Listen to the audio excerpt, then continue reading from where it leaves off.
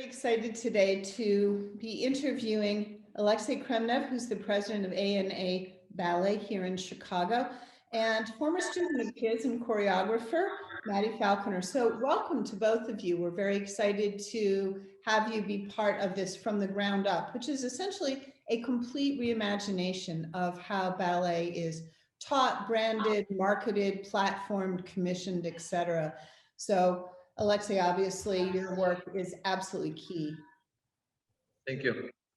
So tell us about starting A&A Ballet. It's a great story. I mean, it's sort of like it shouldn't have happened, and then it happened really quickly, and it's been extraordinarily successful. Yes, it's an amazing story, and actually it's extremely quick story. We never discussed it. We didn't have any people on our board, on our side about starting a new organization. It just happened. It just happened, and it's most interesting. We started on a social media. We place information, we place a post on the Facebook about our summer intensive. And in August of 2016, we sold out our summer intensive. And it was huge, enormous boost and help in terms of motivation. And of course, like financially, it was extremely helpful. And in September of 2016, we started this company in the pre-professional program.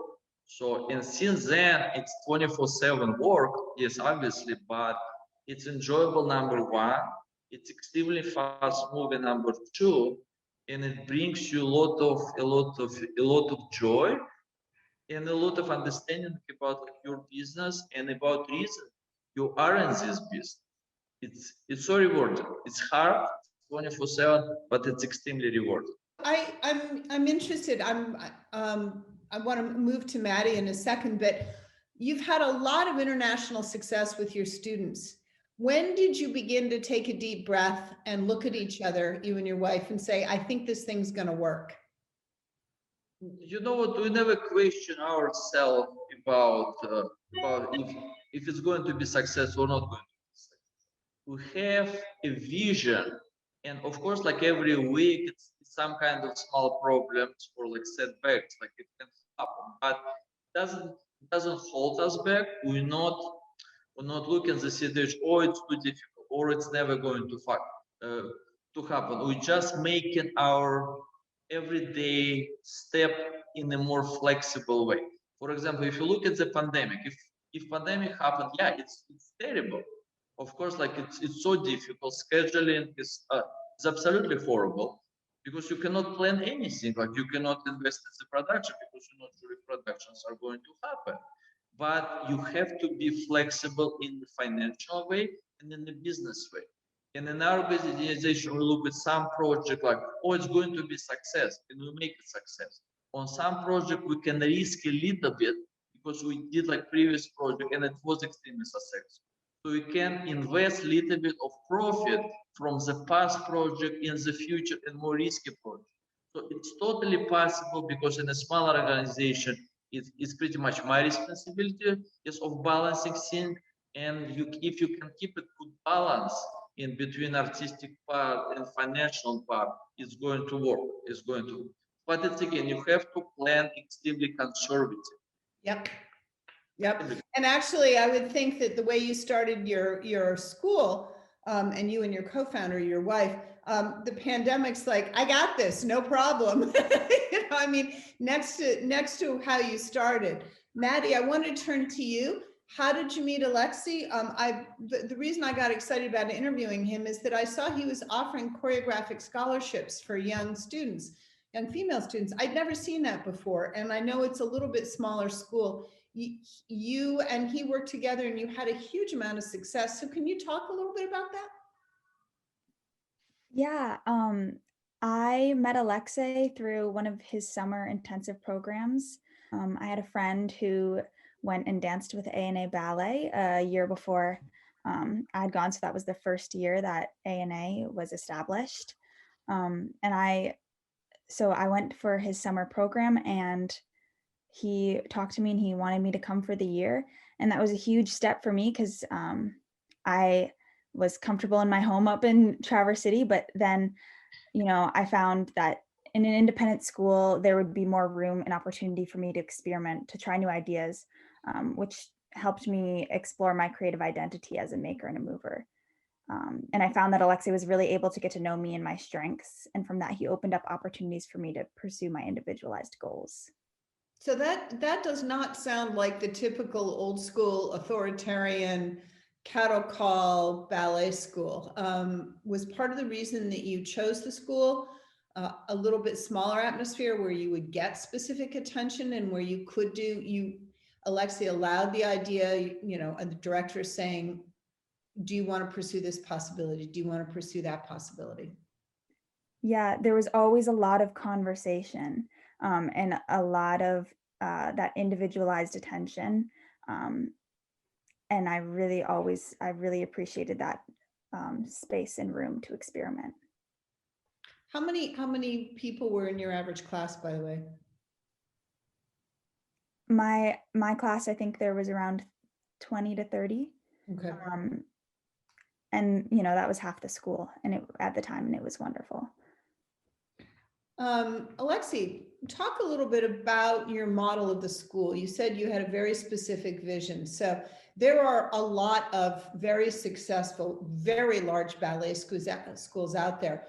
But part of what attracted me to your vision, and also why I wanted to talk to you, is you had a really different idea about how to run things. Can you talk about that a little bit? Yes, because in dance, as you know, like if you talk about professional way of student development, you pretty much kind of limited about number of students you can choose. So if you talk specifically about professional training, you have to choose students is 100% of professional possibilities. If they don't have, for example, a chore now, it's hard to invite them in the professional program if you clearly understand it's something limited from a professional physical. So in our school, because of real understanding of things in dance and of giving a future possibility for our students, we have to look at each student individually. So of course, it's a different coordination. It's different body types. It's different, for example, training from before. Not like Polish opera, or it's not like, for example, Russian school at the Bolshoi, or maybe Vaganova Academy, when everybody exactly the same, exactly the same proportions, exactly the same like type of body, exactly the same flexibility. So of course, like in American school and especially in a smaller school, you have to be individual, this physical and emotional potential of every student. So if you look at the example, if you look at Maddy, right? I talked with Maddy and I clearly knew it about like nice coordination and a clear mind. We didn't have like very nice, strong feet. We didn't have Maddy, is it right? Right. But that's again, we kind of look and analyze it. It's workable. And with a period of work, we can improve it and would bring for her like specific skills of working on poem. We didn't think about the professional career in classical ballet on poem, but in Maddy's future, it would be extremely helpful. About, for example, knowing about work on point, about teaching the point technique specifically. And if in her choreography skills right now, her choreography, it's also extremely helpful, because if she would work with somebody specifically on point choreography, she would know about like how to work and what to do, what is appropriate and what is not appropriate. So we're giving them experience by keeping in mind everybody's individual things and individual flexibility and structure of the body, emotional and coordination, because everybody is developing in their own way. We hardly can find, like, for example, 15 people or 20 people with exactly the same physicality. It always would be a difference. That's really interesting. It sounds like you have a lot more investment in your students. It's a much more time-intensive, sort of emotional, deep connection, it sounds like, than having a room full of 300 people, all of whom look pretty much exactly the same, right? And you just go you, and you.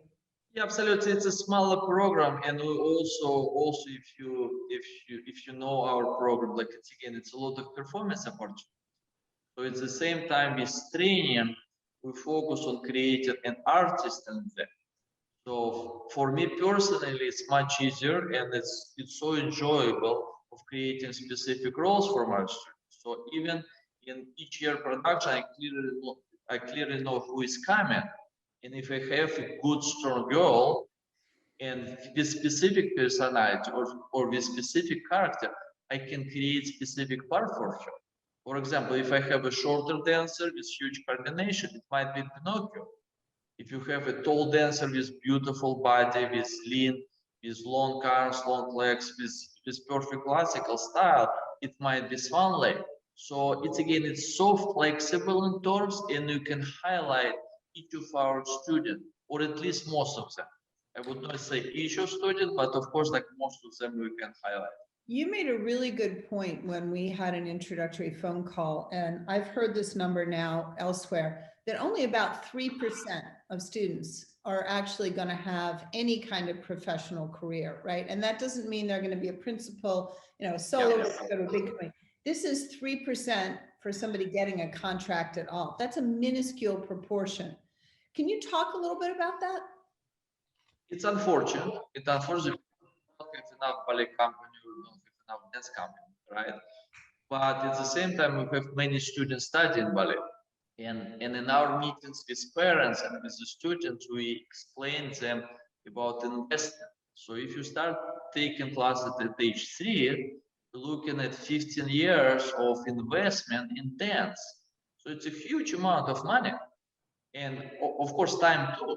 So it takes a part of your life. So if you don't clearly see your future on your way to go, it might be extremely disappointing at age 19 or 20 of seeing like 20 years experience before and finding no career.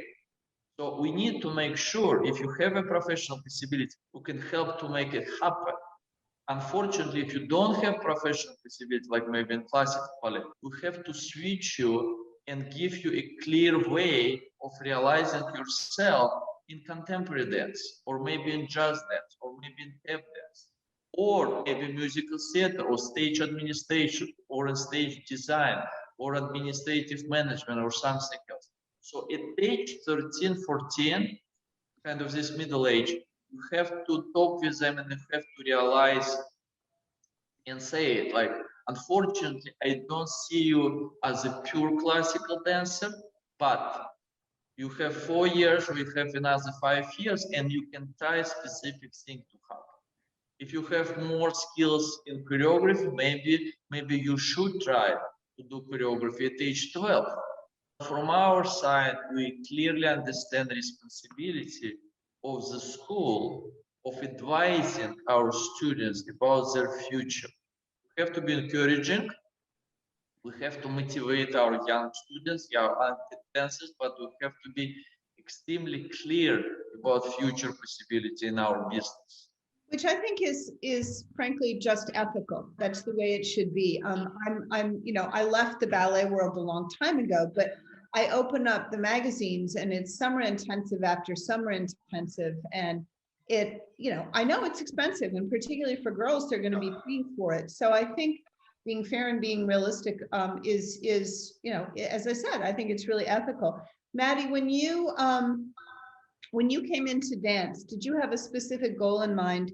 Did you think you're going to be choreographing? Have you always choreographed? And now that you're in college, talk a little bit about how that's working, how it feels, what's changed for you.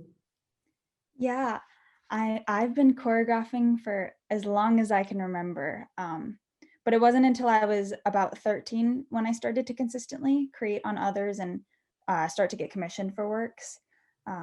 So to me, choreography was and is a vehicle to tangibilize and communicate my own perspectives and ideas. But as I began creating on others, it developed into a more intimate process of listening and sharing and relating. So I think that's what I love so much about choreography, is that two-way, multi-dimensional magic per se that occurs when multiple voices are being heard in the process.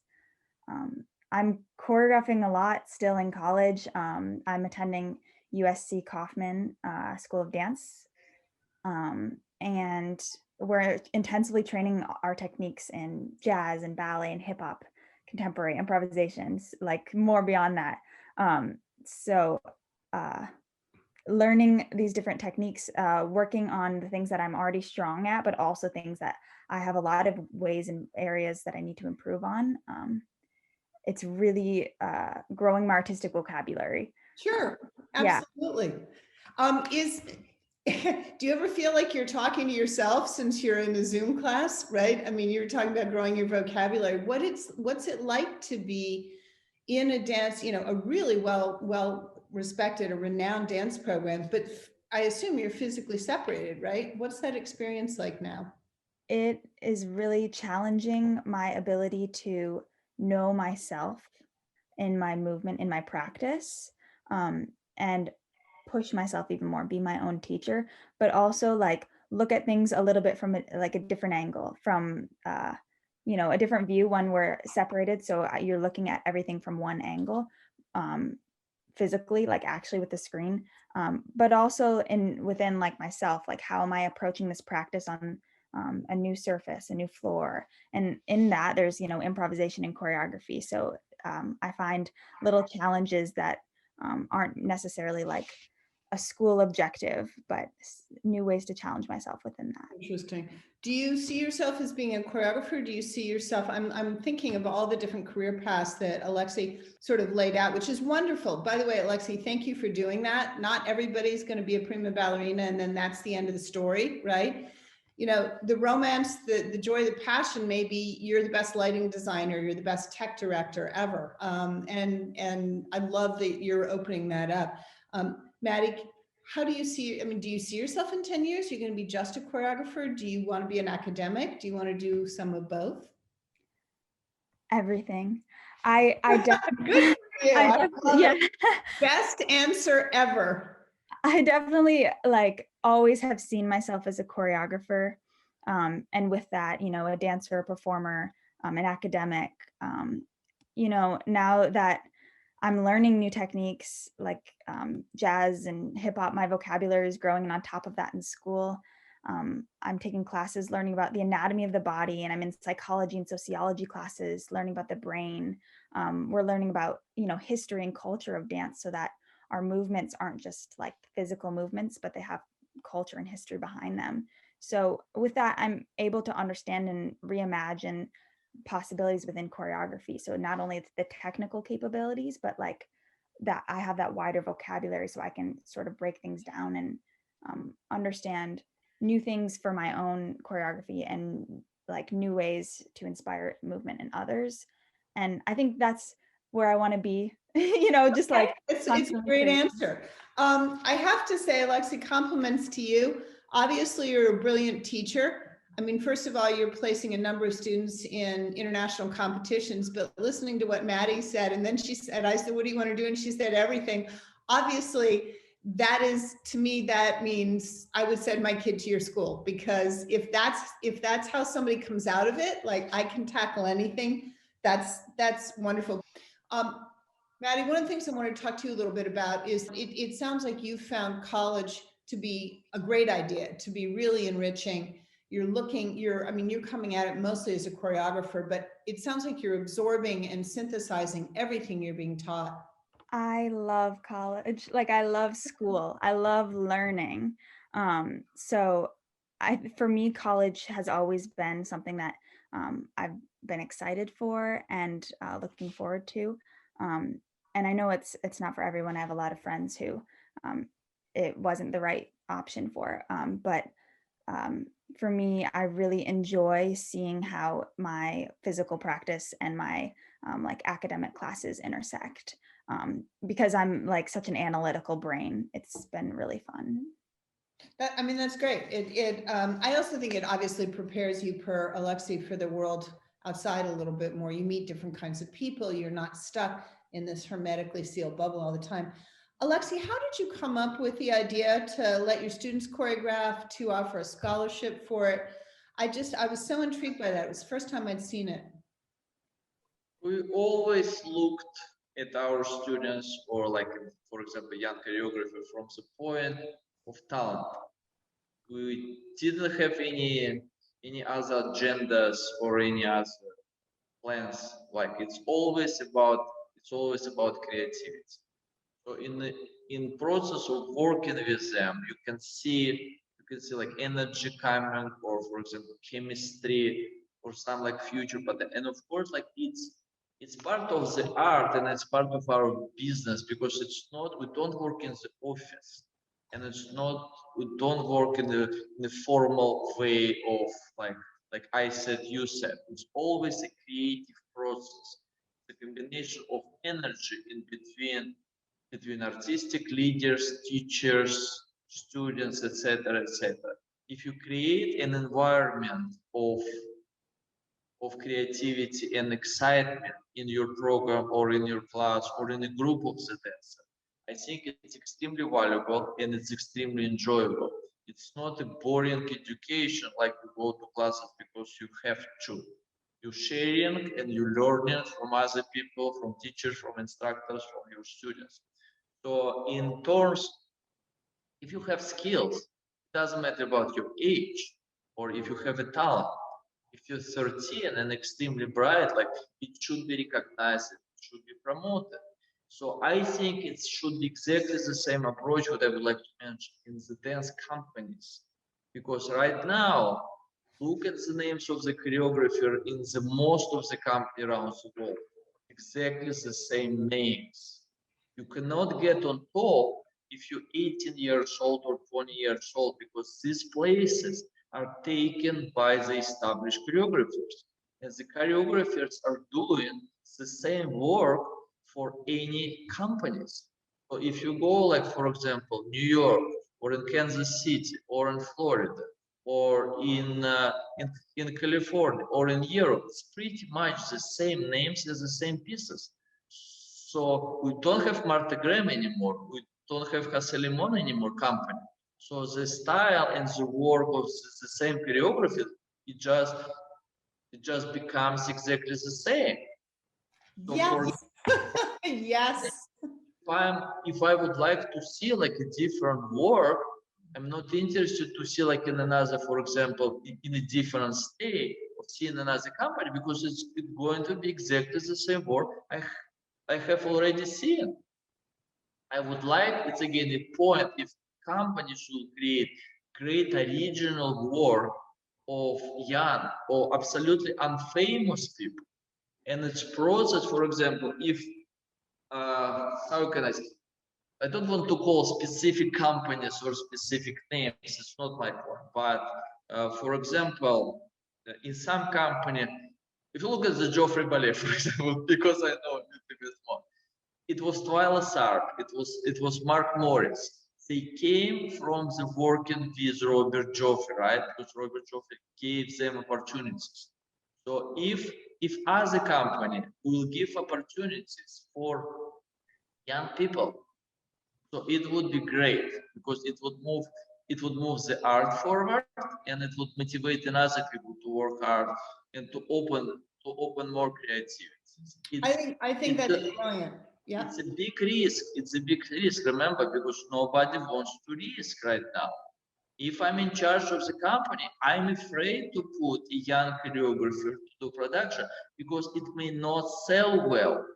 And if it doesn't sell well, like, it would be responsible person who put this choreographer to do the piece. Everybody is playing extremely careful. Like, don't do that, don't do that. And that's why, for this reason, you're going to work with the established choreographer, because it was nice review. Everybody did it, everybody loved it. We will do the same. But in terms of originality of our art, and originality of classical ballet and of contemporary dance, it would be nice if every company would perform a work of different choreography. And maybe in some festival, we'll be sharing the work, and other people will see different works, instead of doing exactly the same works of exactly the same choreographers. Man, that's brilliant. I could not agree with you more. And it almost feels to me like the bigger ballet companies are talking over the heads of the audiences, trying to impress each other without really focusing on who's in their theater and what's going on. And you're right. I think there's very little risk taking. And for that, I think another point what I would like to mention. I think we have to be, if you look at artistic directors, right? We have to be one step ahead of the audience, only one step. It's not 2 steps, it's not 3 steps, it's not 5 steps. Because if we are so far away of understanding and feeling of our audience, his audience will not recognize it and the audience will not understand it. So as a result, we're going to lose part of the audience because it doesn't not get it. Because educational level of some artistic director or intellectual level, I would say, a little bit higher because of more experience in ballet or more experience in classical music. But we need to make sure if we're taking care of the audience, his audience is different. We can have like more experienced audience in ballet or in classical music. We have less experienced audience. But we have to be responsible providing this excellent quality of different repertoire. So we can keep audience and we can move them with us.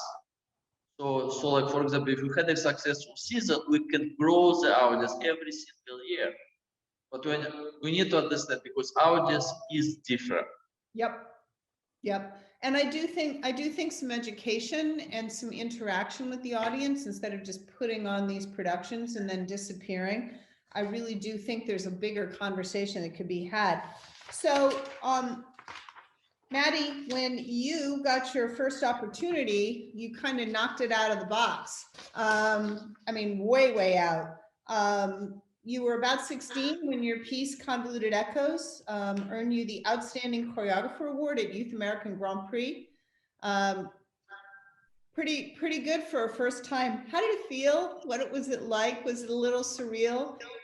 And how did Alexei get you ready to help you to do that? It was a really special opportunity. And, you know, unfortunately, I wasn't there when the award was announced, but I was watching over the screen and some of my friends went up and received it. And that was so fun to watch. You know, in conversation with Alexei, I had communicated that I was really interested in working with a group of other dancers and creating on them. And he supported that goal by inviting me to make that piece. So I was 15 and I created a smaller production of the piece that was performed, like a smaller production of that piece at YAGP. And this one had 8 people. It was for A&A Ballet's debut contemporary performance. It was a really incredible opportunity for me at that age to be able to work with a group of dancers. And I remember feeling so grateful and just excited because I had like notebooks of group pieces that I had sketched out, pages and pages of formations and like travel pathways, you know, marked with arrows. I had been imagining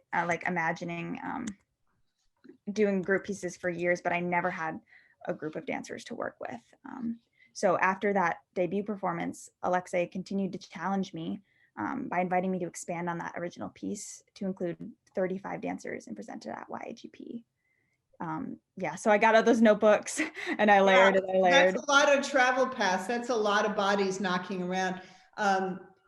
What we've seen, Isabel and I, my research director and I have seen this, that it takes years for some female choreographers to be able to get to the point where there's more than 8 bodies on a stage. So the fact that you were navigating and doing the architecture and the traffic control around that many bodies is really interesting.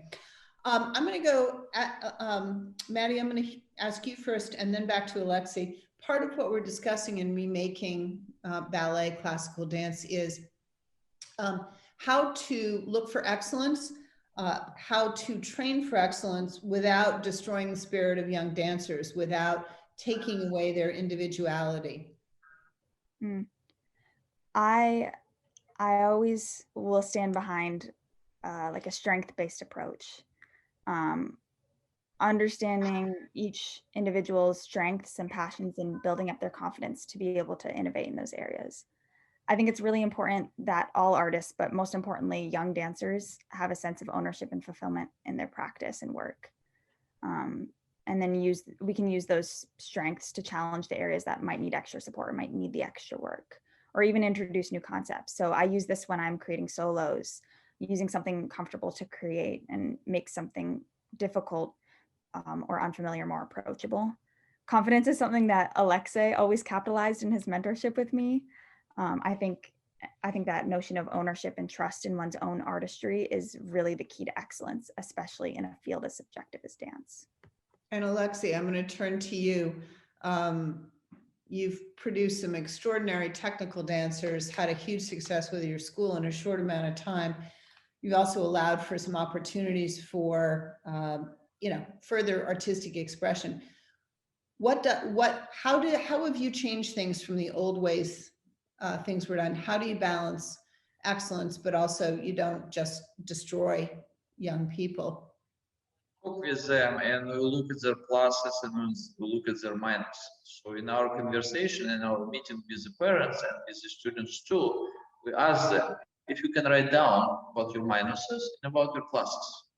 So we just make the pluses a little bit bigger and we work on our minuses.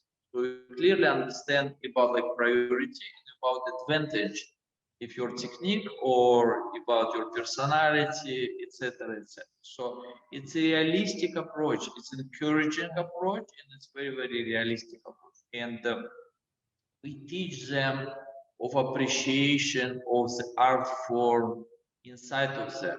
It's not I am in the art inside of me. So it's different. So if you like arts inside of you, it becomes a part of your mentality, and it would keep you, it would be with you for many, many years. It would stay with you at your 70s, your 80s, because you appreciate and you value the art. If you like yourself in the art, it's ego question. Like it's about you, what art can give to you. See, it's a little bit different. And you would never be happy if you don't reach a full potential of your ego art expectation in specific field. So then if you are not principal dancer, you probably will be upset for 25 more years. Or if you cannot get in the company, you pretty much you hate everybody got to the company. And even if you are a principal dancer, when that stops, then what, right? Yeah, and then we have a young generation of dancer. If you're 35 and if you're 20 years old, they're a little bit better, or maybe more talented, or maybe more like technically exciting. So you have to realize that you serve the art form. And I actually like in the old style of theaters, you serve in the theater. You don't work there, you serve the art form. You kind of, it's like, it's a job, but not because you have a contract, because you made a mission. It's your mission to go to the theater every day and to serve the art form and to bring the art. So it's kind of unique. It's very, very unique. And explain for our students, okay, you have responsibilities even at the age 9 or 10, when you go on stage for the first time. It's not for your parents, because parents will give you flowers and will say it was unbelievable good and you're a superstar. You have responsibility of bringing your character, like of mouse, or of rabbit, or a small princess, to other people. If they don't believe your character, it's not good form of the art. You have to be realistically in the theater business. So you have to realize yourself 100%. And actually, it's a good life lesson for them. We'll teach us, like, of course, like not everybody will be professional, right? We'll know this. But whatever you do in life, you have to do it for 100% of your commitment. If you cannot commit for short period of time, for long period of time, do not do it. Because like you cannot swim, bat, and think like, oh, I'm not going to be a swimmer.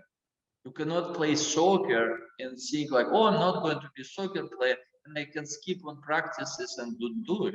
In ballet, for example, it's even more important.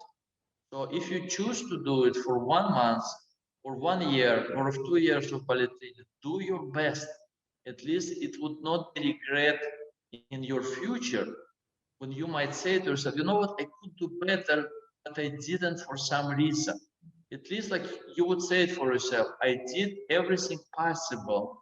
Unfortunately, it didn't work, but I'm happy because it brought for me joy, it brought for me discipline. I know how to do it. I tried it, and I tried it my best. So if students will realize it, it would be absolutely fantastic life lesson.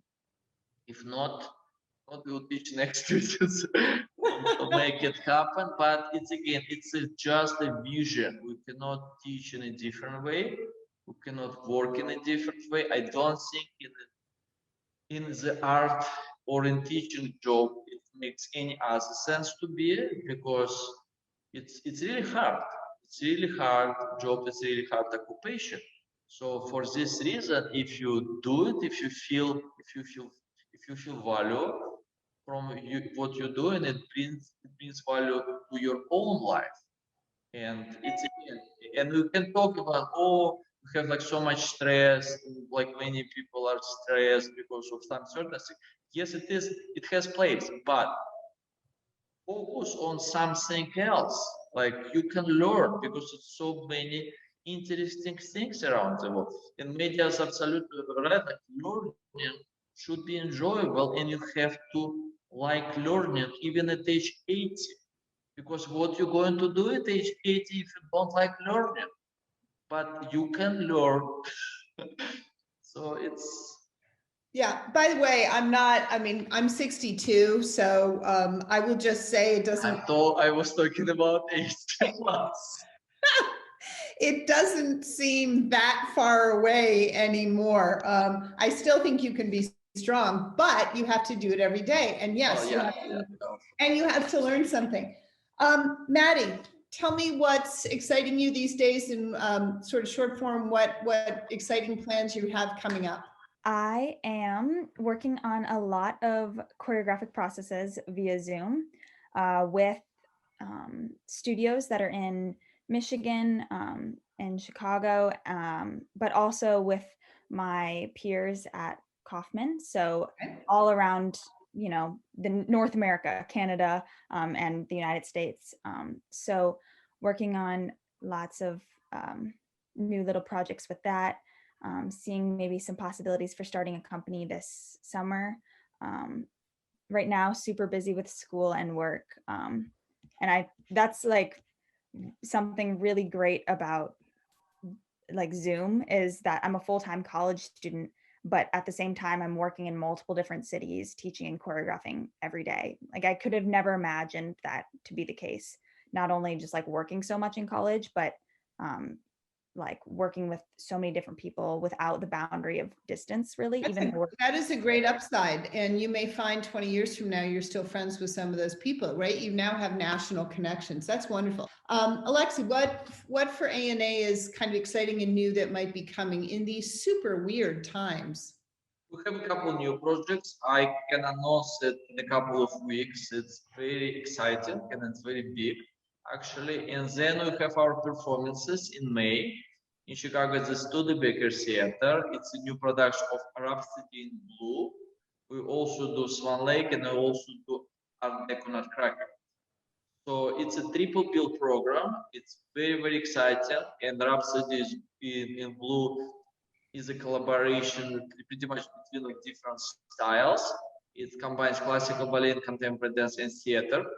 It's really funny. It's really fun. And it's again another point what I like to make. We need more funny performances. Yes. Because everything is extremely sad. Everybody's struggling with something and everybody's fighting someone. So we have to get back spirit of joy, spirit of having fun on stage, feeling of good humor. It's not nasty humor, it's not ugly humor, it's a good level humor. So I think if you would create production of different styles and of different feelings, I think we can get our just back in the theaters. Yes, maybe not next year, but definitely a couple of years. And we can have a new generation of young, smart audience, like Maddy is, and we will teach. We continue to teach them understanding the art form, on dance, because it's the oldest form of the art. Started many years ago. Of course, it's completely on a different level right now, but it's still education. It should be first priority in school, in families, in younger communities, and older community. Because if you stop educating our students, our children, our parents, we never have audience, and we never have a good level of the art. And I love your idea of bringing joy and bringing some fun and a sense of humor back. I could It's not. expression of human spirit. If you look at dance, like we talk with the student all of us, they ask them, what is dance for you? And they start, oh, it's a movement coordination of art. No, dance is an expression of human spirit. Spirit is different, right? Spirit can be sad or can be more happy, etc., but it is expression of different spiritual things. If you can express it on stage in a different form of dance, in contemporary jazz, classical, ballet, tap, or mix, or something else, I think we would realize our mission on earth of bringing something really special. And on that wonderful, hopeful note, I want to thank both Alexei Kremnev of A&A Ballet and his student, and now off on her own doing her own work, Maddy Falconer. Thank you both very much. Thank you so much, Elizabeth. Thank you. Pleasure talking with you.